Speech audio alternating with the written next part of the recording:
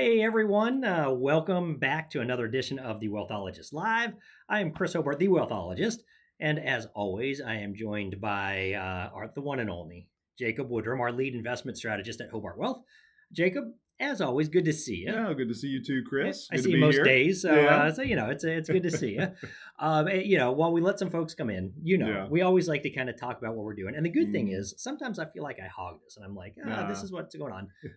I'm going to tell you a little bit about because this was a big month for the Hobarts. I'm not You going to guys were lie. busy. We were super busy. In fact, I'm going to get our slides ready because one thing that I did, and I do this typically once a year, is I do what's called 29029.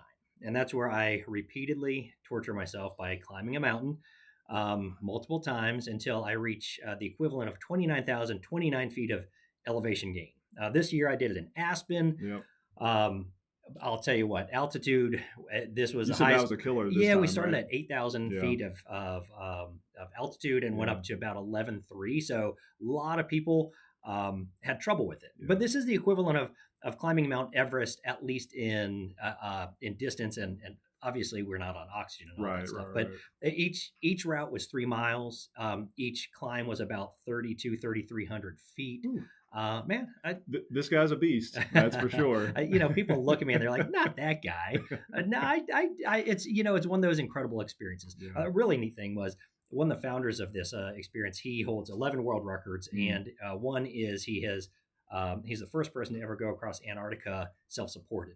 Wow. And that was from the land to land. He's actually November 4th. He's going back down from ice shelf to ice shelf. It's supposed to take 110 days, fully self-supported, pulling a sled for 500-pound sled. Oh my goodness, I can't imagine. So a lot, but so I'm going to pop up a picture here. Oh, yikes! Oh, I messed up here. Look, we were trying to get everything lined up, and I messed up, didn't I?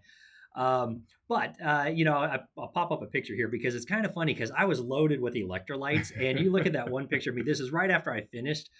Holy smokes! You are doing this thing. You're feeling like you're a powerful dude, and you then see this picture, and you're like, "Oh, I was not as great looking as I thought." You just burnt like 15,000 calories in a day and a half. I was gonna say you put your body through a lot, but it does not look like it. But anyhow, the other picture is Thomas, our compliance officer, did a fun little mock-up of me, which is fun. So other fun stuff that happened in the Hobart house this past month. We had Parents Weekend, and we went to go visit Sloan in Kentucky, which was really cool. Never been to horse races. They've got something called Keeneland, and it was awesome. Yeah. And they a football game, and also Sloan turned 19 just yesterday. So that was crazy. A lot of our clients know Sloan from when she was 3, or some actually know her before she was born. And then this is an exciting one because we've got a couple of birthdays, right? Yeah, a couple birthdays. We have Blythe, who became a teenager, so 13 going on 30.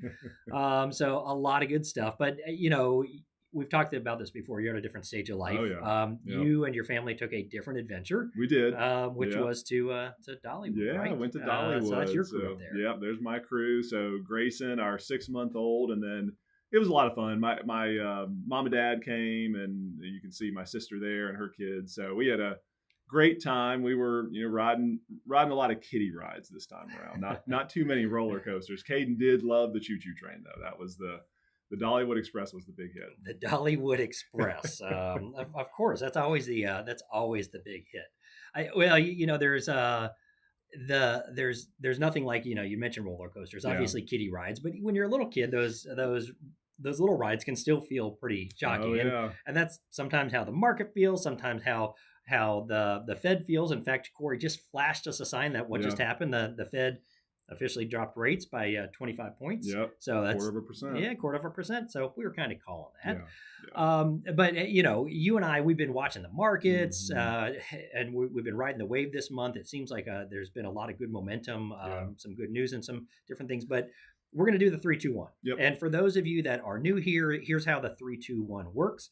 The 3-2-1 is where Jacob is going to share 3 really kind of big economic insights that are going on. And then we're going to go to 2 portfolio strategies that we're actively using at Hobart Wealth. And then finally, we're going to invite Corey Sundstrom, our Director of Financial Planning, in, and he's going to talk with us about one financial planning idea that you can act on. So, Jacob, are you ready? I'm ready. All right. Yeah, we got some good So stuff to talk about yeah, so today. what are we seeing in the markets right now? What can you tell us about? Yeah. So to Chris's point about the Fed meeting today is very timing is very Yeah. relevant. I wanted to talk a little bit about the Fed cutting rates to keep things growing, and really this balancing act that the Fed, I think is finding themselves in. So they're really walking a tightrope right now. On one side, there's the risk of unemployment rising as we see the economy starting to kind of cool off, and then on the other, we've got the talk. It seems like we're always talking about potentially new tariffs, and that they could give prices some short term bump. And so what's the Fed likely to do? Well, they're going to focus on growth, and that means I think continuing to focus on risk management, Mhm. a risk management strategy, which is kind of this idea of a series of small, steady interest rate hikes, or I'm sorry, interest rate cuts to keep the economy humming. Yeah, It's that's which again, that the nice thing is we're not seeing these drastic moves. So, right, you see right, drastic moves, and it's like, oh no, like they're flipping out. yeah. Some would argue that this is coming a little bit too I late, was gonna that they say should a have lot of been people have said that. pushing it Yeah, sooner, just you because could make the the argument. unemployment numbers Mhm. are interesting. What's really interesting about all of this though is, and I did one of our e-newsletters on this recently, is a lot of the financial reports that we're used to getting Mm. because of the shutdown, Right. we're not Yeah. getting that. So to see this happening Yeah. during the shutdown without all the information that we typically get, It's it's good to see that they're still taking action. yeah, taking action. So we got the cut today. I think we're still going to get another a 0.25% cut in December, and then probably two more cuts by mid 2026. So that would put us, everybody pays attention to the 10-year Treasury rate. Mhm. That'd put us around 3 to 3.25%.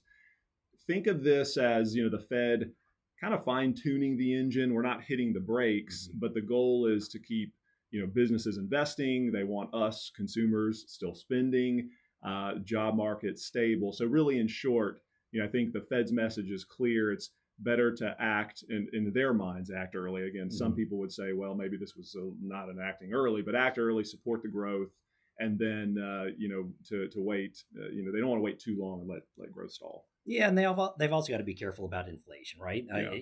It's tuning the engine. It's not slamming the brakes. It's not revving Hmm. the engine or anything like that. Inflation's still not exactly where they want it. It's a lot better. Yeah. We're sub 3. The goal is 2, so we're I think 2.7 is Hmm. recently where we're looking at. But I always think about what does this mean when we see interest rates drop for borrowing. Right. That's a good thing. Bond yields will see the drops, and also within portfolio decisions. And I think you'll talk a little bit about Yeah. where the opportunity is in that in just a couple of minutes. Yeah. Yeah. The second economic, I think, aspect that we really want to focus on is, the idea of these kind of tech titans taking the lead and really understanding market concentration. There's been a lot of talk about this kind of powerhouse effect of big tech, and really since early 2023, excitement around AI, artificial intelligence, has really fueled really a major rally in these large U.S. tech Mhm. companies, and the top 10 U.S. stocks. I think we've got a slide on this one, Chris. It's not that one; it's the next one. Yeah, so the top 10 U.S. stocks, 8 of which are tech related, now make up nearly a quarter of the entire global stock market. And you heard me say that right, nearly a quarter of the entire global stock market. So to put that into perspective, these 10 companies together, they're worth more than the economies. And this is wild. They're worth more than the economies of Germany, Japan, India, UK, France, Italy, and Canada combined. So it really is quite staggering. And yes, this kind of concentration does bring some risk. I mean, we talk about it all the time, and we have discussions around this. But when a few names carry that much weight, market swings, they can feel sharper. And I think the key point with all of this is that these companies though do have real strength behind them. Solid earnings, strong cash flows, Mhm. this consistent innovation to continue to sort of justify their leadership. So while us as investors, we've got to stay aware of the concentration risk, and we've made some adjustments even in our portfolios Mhm. to deal with that. It's not all hype. The fundamentals are really still delivering. And the thing that I think about so when I got out of college, I went for a regular job, but shortly after that, I went to the .com world. Mm-hmm. And there's a lot of talk about is this like the .com, and there's definitely flavors of this and the irrational exuberance that can happen in the market. Um, I think the difference is, and we've talked about this, is back when the dot-com world was going on, man, there was, quite frankly, the companies weren't producing anything. They didn't have a real value. I worked for a company where they literally just threw a ton of money at us in order to prove ourselves. And the way that the company proved itself was not really proving anything other than how they could burn through money with a worthless idea. AI, we're talking different. But I think, are we actually going to be? I was going to say, we're going to talk a little bit about that comparison. Yeah, I thought I was jumping ahead. Chris read my mind. And so specifically to Chris's point about earnings, that's really what keeps the stock market engine running, and it's why the market still makes sense. So with the S&P 500 hitting these record highs, I think it is natural for us as investors to ask, are we getting a little bit ahead of ourselves? And right now, markets are, pricing in long-term earnings growth of about 11%. And we've got a good slide, I think, on this one too. Yep. That's higher than the historical average of 9%. So we can see right now, 2025, 11% earnings growth. Historically, the average has been 9%. But it is a lot lower than these kind of sky high expectations, to your point, Chris, about .com. It was at 16%. Even in 2021, we were at 13%. So, that tells us the market's optimistic, but I think not so irrational as what we've seen in the past. Yeah, and I think that's comforting to see, right? Because we're seeing the movement in the market. And again, there's a lot of comparisons to the dot-com world. Right. We see the dot-com bubble, we were at 16%. Right. At 11, and we got to remember, average is one hot in hot water and one hot in 1 foot, or 1 foot in hot water, 1 foot in cold water doesn't mean average. Right. But that's what we're talking about. So we're going to expect those peaks. We're slightly above the average peak right now. That's right. And in earnings, they continue to support, I think, the optimism right now. Corporate profits have remained pretty strong. Especially the ones that have really benefited from new technology and these efficiency gains. So yes, valuations are elevated, I think, but they are being backed up by real numbers, which I think is the difference between now and the dot-com. So I think the takeaway here is the market's confidence in future earnings. It's not really a fantasy as it may have been in the dot-com era, but it is more grounded in evidence. So to put this into perspective, when I worked for a dot-com, when I got hired, we each got issued a gigantic Nerf gun, because every Friday we would have gigantic Nerf gun wars throughout the office. That sounds fun. It was, but not the best use of investor money. Right. So, but what we're talking about this isn't a hype-driven rally. Earnings are backing it up, which is good, and it's what we want to see. Yeah. All right. Are you ready? So we've got the economic picture right now, but what does it now look like when we talk about the two, which are, what are two portfolios that are doing something special right now, or that we can look at within this economy that are good potential options for some folks out there? Yeah, the first one that I want to talk about, and you guys have heard us talk about this before, but it's what we call our safety net, our dynamic buffered select S&P strategy. And with this particular strategy, we're tracking the S&P 500, but the difference is that we build in this buffer against losses. So the buffer we can customize. We could say, well, I want a 10% or a 20% or even 100% protection against downside.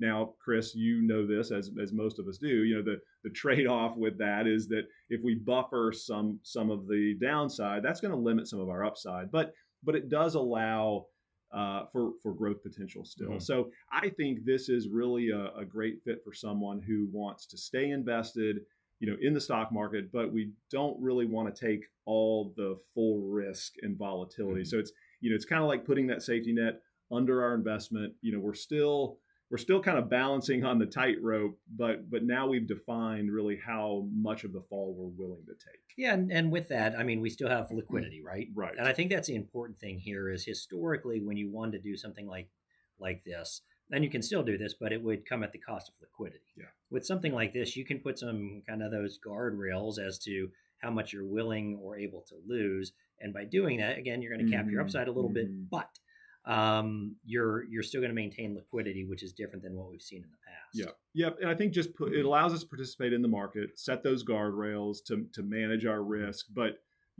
I think you've mentioned this a lot, Chris. It's about let's control the narrative instead of letting the market control us. Yeah, that's exactly it. Yeah. And this one's huge for folks that are nervous about market and market timing. Right. You can stay invested, but you can still sleep at night, which I like that for so many of our clients, specifically those that are in retirement that kind of they want the market and they want to play the market, but they don't want to necessarily be slapped back and forth by the market. Right. Perfect. The second strategy, and I'll wrap up here, is our dynamic tax efficient select. Think of it as a smart growth, kind of a tax savvy strategy. And again, we've talked about this one before, but it's a stock strategy that follows the market while really helping to reduce taxes. And I think one thing that I don't always focus on as much is aligning with our values. And I think that's one now, what does that distinction mean? I wanted to make. So think of it, if we want to invest in a socially responsible way, or we have certain values that are important to us, we can put constraints and make adjustments within the portfolio to invest accordingly. Now, give me an idea of something that we might say is standard, and then maybe give me something that's pretty, because I feel like we can go pretty abstract with this too, right? We can.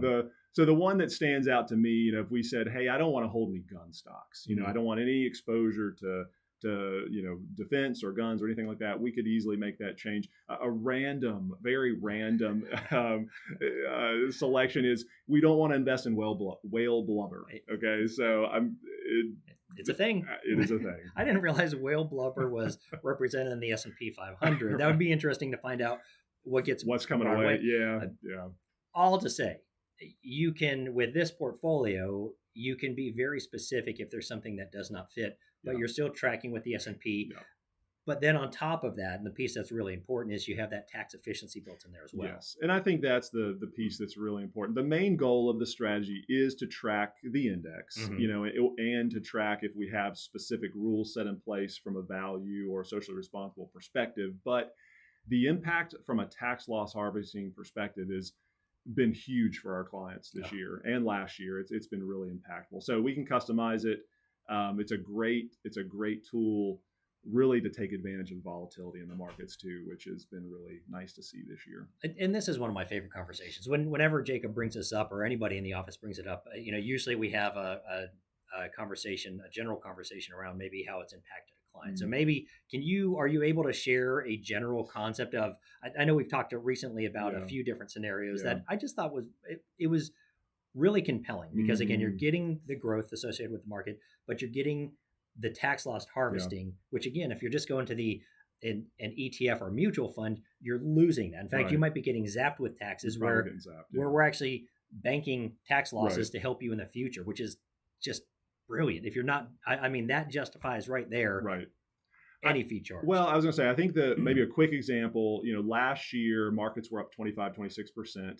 We, in the S&P, we were tracking the performance. We were up 25%, but on the tax return, we harvested anywhere from 10 to 12% of losses. Those losses we can use to offset sale of a business. We can use it to offset future gains. It just really puts us in a good position moving forward. And even this year, with the markets doing what they've done, we're still tracking the return of the S&P, 16, 17%.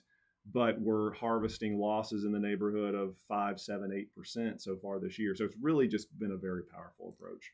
And I think that what folks need to understand with this, like sometimes people are like, okay, so how are you getting the upside and also harvesting losses? Mm-hmm. When we're talking about the S&P 500, one, this is a curated list, so it's not the full S&P 500, but the S&P 500, it's not all winners. And what we can do is we can say anything that's in there that has established a loss, let's go ahead and sell that, book the loss, but it allows us to reevaluate, reposition another asset, so we're still getting the gains. And as long as we're not liquidating those gains aren't gonna hurt us, but we're taking those losses and basically putting them in a bucket of future losses to offset gains against. I can't express how much I really appreciate the impact this can have, because again, taxes right now, we're seeing taxes are where they are. At some point, they're going to change, and if we can have a big old bucket of tax loss, and we've been able to keep up with the market, and we've been able to do it against our values or with our values, That's great. Yeah. I love It almost seems too good to be true, but it's yeah, not. I know it really does. I know I'm probably overdoing that. No, I mean, And it also comes with a free unicorn. No, no free unicorn. So compliance, strike that. All right. Well, Jacob, I appreciate your yep. insight on this. You're welcome. Always fun to hear about the what's going on in the economy. Really fun to get an interest rate drop while we're talking, like Yeah, right as I we're know, starting right? to talk. It's there. But now we're gonna take some time to talk with Mr. Corey Sundstrom. And Corey is going to be joining us here shortly to talk a little bit about the one financial topic that is driving things forward. So, we're going from markets and strategy to something a bit more personal, financial planning, which you happen to be, as our director of financial planning, kind of knowledgeable in this. Some would say. Yes, some would say. So, Corey, welcome back. Thanks. Now, before we dig into your piece, I want to make sure that we get your update as well, because you've got some fun stuff going on. I think most everybody knows, but it's been a while since people maybe have seen a picture of you and your beautiful bride. You mind if I pop that up there real quick? Yeah, you can pop it up. All right. And she really makes me look good, doesn't she? She does. She does. And I put that black background there so it just makes you guys look elegant. But I noticed she's got her hand on her belly. She does. Yeah, we're 2 months away from our smokes. little girl coming, so it's right around the corner. We've actually got our baby shower this weekend, and that was we were at a wedding in Boston last week, so we made our way up there and had a good time, and it's getting exciting. Well, I got to tell you, putting a lot of things together right now, yeah, as you can imagine. I have been there. Jacob's been there. It's so crazy because I feel like I'm the guy with white hair and I've got a 19-year-old and a 13-year-old now, and this is what to expect. And I remember when I was in your shoes and I had clients saying this is what to expect, and I was like, no, it's different. It's not different. You're gonna have a daughter. It's going to be great, but your heart is going to break at a certain point in time, and that's okay because it will unbreak too. Yeah, that's why I'm growing my hair out now, just to lose it later. That's the goal. Hey, you lose it or you go gray. I went gray. I didn't have the vanity to lose it. So, all right. Well, let's go through and tell us a little bit about the financial planning topic that you wanted to share with us today. Yeah, so Jacob just mentioned some of the largest stocks. This is a great segue from some of the comments that Jacob made on the largest stocks in the country, specifically your AI and your technology stocks that have grown substantially, and they're overtaking the size of multiple economies. Oh yeah, which is wild. So, 10 economies.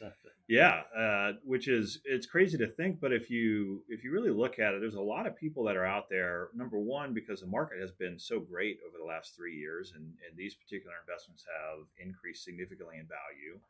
And the economy has been doing relatively well, especially post-COVID. There's a lot of people that have seen their portfolios go way up. And a part of those portfolios going way up, a lot of times, are these big concentrated positions that we either we bought Apple or Microsoft or Amazon years and years ago and we've held on to it, or we work for a corporation that gave us company stock and that has really gone up in value. And it's been great for returns. But the thing that happens as those are growing is it actually kind of backs us into a corner over time too. And so you've got these large concentrated stock positions that build up in these portfolios. And what happens when you're building those up is you also have this growing liability in the portfolio, and that liability is taxes. So we know when we sell a highly appreciated position or any investment at a gain, typically we've got some tax to pay. Now, for most people, that tax is about 15%, but depending on where you fall in the tax brackets, it could be 18%, it could be 20%, it could be 0%, depending on where you are in the brackets. Yeah, and plus you've also got the that additional 3-point yada yada on top of that. So I mean. Yeah, so that's a growing thing that we have to pay attention to. We sit and we let these assets grow and we don't do anything with them over time. It's great for the value, but we do have that building debt, tax debt behind the scenes.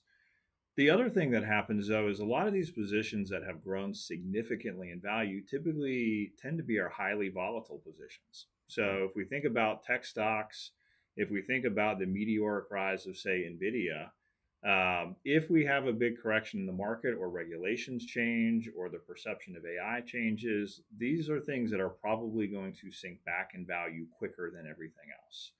And so while you have this tax debt, you also have this growing issue where the amount of risk that you're taking in your portfolio continues to grow, and the amount of volatility that you see in your portfolio continues to grow. And if you need money from those investments, the longer you wait, the more it's going to cost you to pull it out. So that's kind of the thing that happens behind the scenes in good markets that we see quite a bit. And we've got to be proactive about how we address that. And so certainly some of those assets we can hold on to until we pass away. And under current tax laws, beneficiaries can receive those and they get what we call a step up in basis. But what are some things that we can do in the meantime to help decrease that concentration risk, control the tax liability over time, and make sure that we are really being proactive about the holdings? And so a couple of things come to mind. One is making sure that we are setting a budget for capital gains on a yearly basis. So Jacob's talked a lot about especially in previous lives that we've done and at events, are tax efficient portfolios. And he just mentioned how great it is to be able to harvest losses and be able to control that. But the other great part about that is for all of our client portfolios, I get to sit down with Jacob at the beginning of the year in these tax efficient portfolios and set a budget.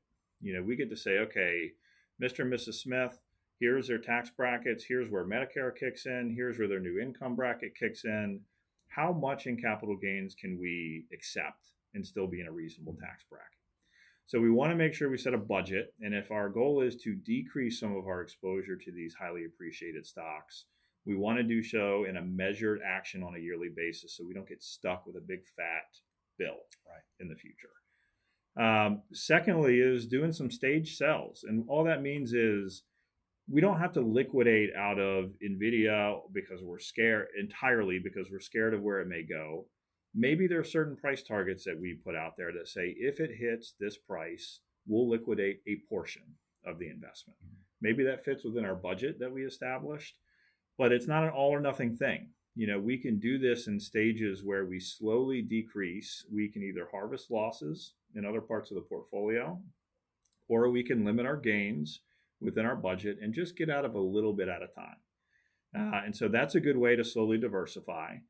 And the reason I bring that up is we may not like paying taxes. Actually, nobody likes paying taxes that I know of. So I mean, it's an honor, right? We live in a great country. I mean, but.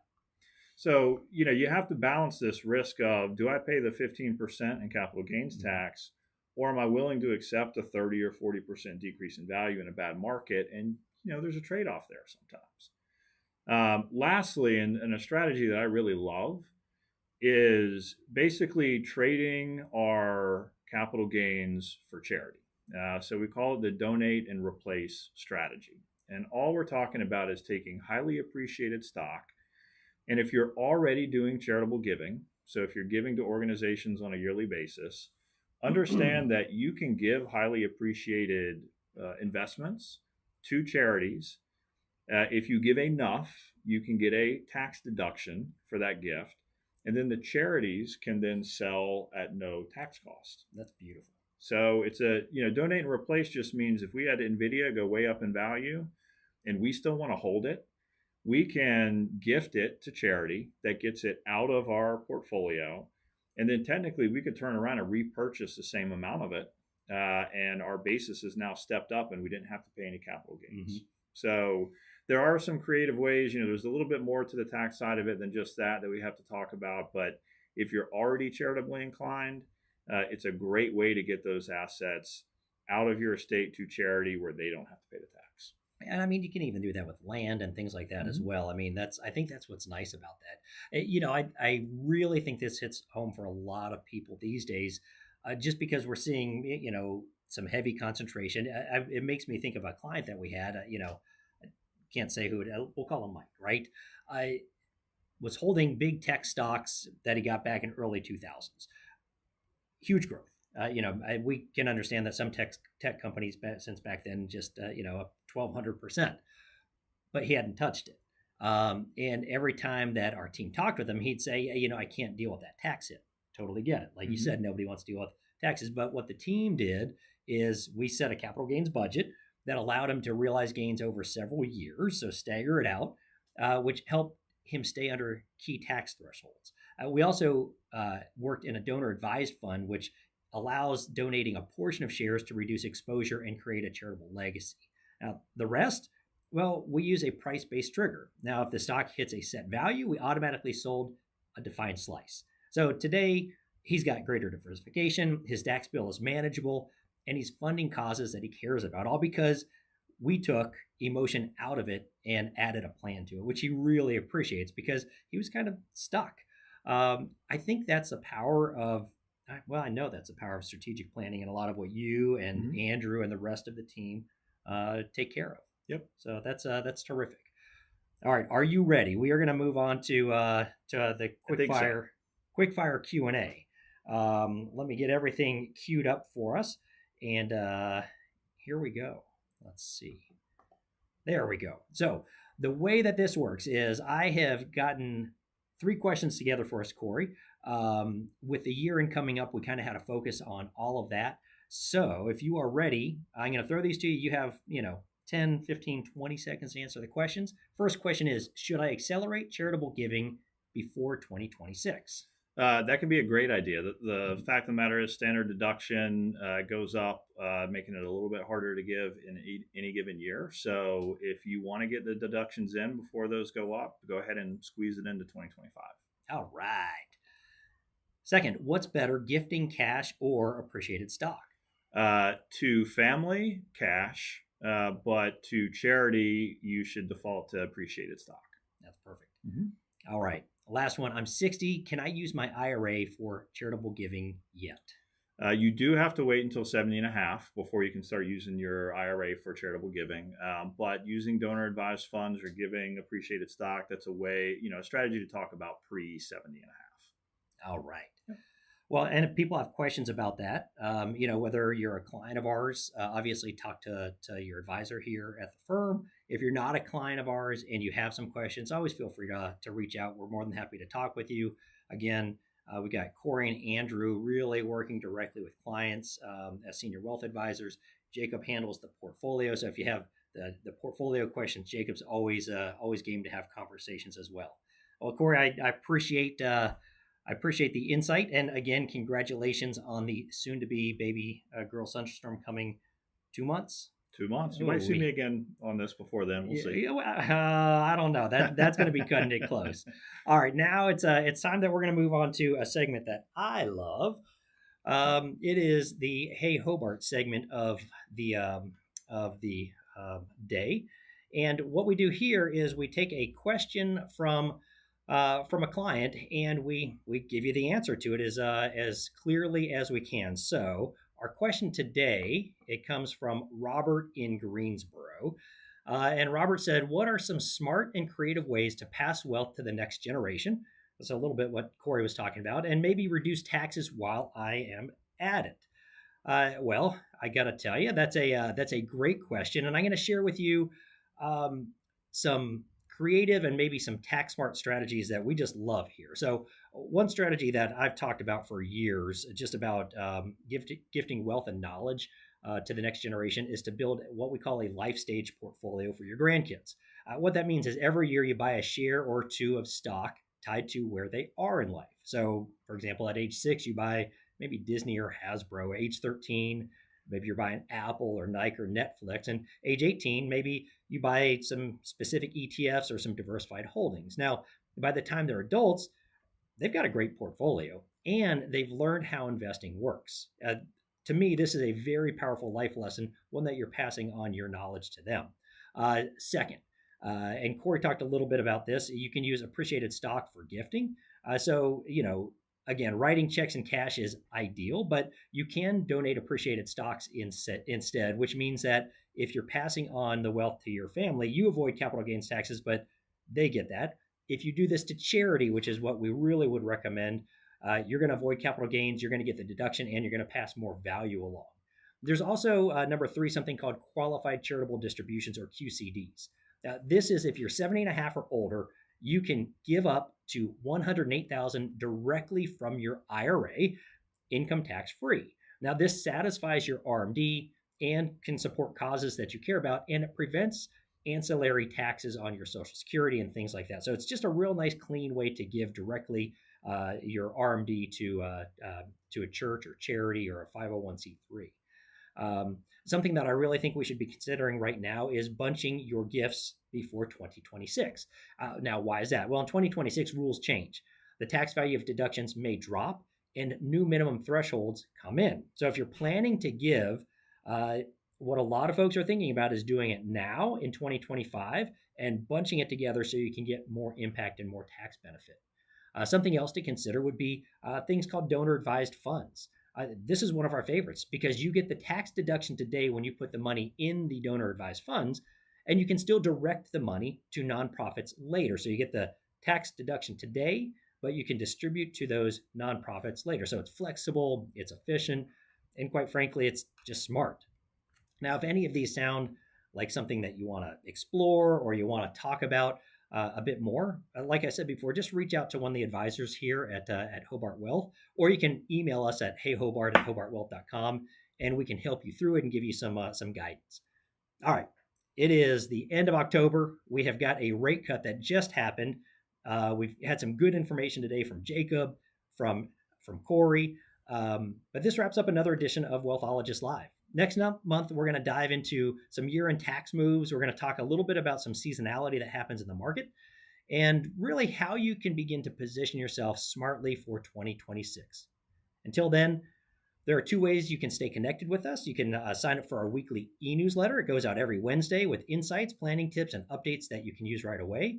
And you can also subscribe to our YouTube channel, The Wealthologist, where we post our weekly Hey Hobart video segments, as well as different economic updates that will be important for you to pay attention to.